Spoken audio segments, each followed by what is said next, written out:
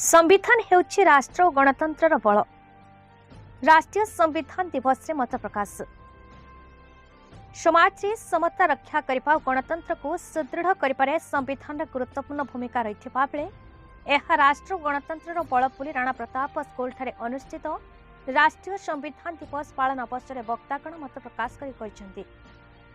प्रधान शिक्षक सुदीप कुमार राठौर अध्यक्षतार अनुष्ठित कार्यक्रम में मुख्य अतिथि भाव अवसरप्राप्त प्रधान शिक्षक कपिल कठोर जगती संविधान दुर्बलर बल, असहायर सहाय, सर्वोपरि आम राष्ट्र गणतंत्र बल बोली अभिहित करथिले।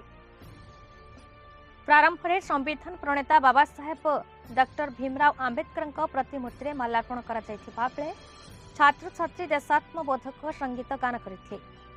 सम्मानित अतिथि भाव शिक्षक अभिभावक संघर वरिष्ठ सदस्य सुदर्शन पारिक, विज्ञान शिक्षयित्री नीलिमा प्रधान, शिक्षयित्री भारती सेठ प्रमुख उपस्थित रही संविधान दिवस पालन यथार्थता उपर आलोकपात करथिले। ए अवसर में भाषण प्रतियोगिता अनुष्ठित होइतला। परिशेष रे शिक्षयित्री जस्ना त्रिपाठी धन्यवाद अर्पण करथिले।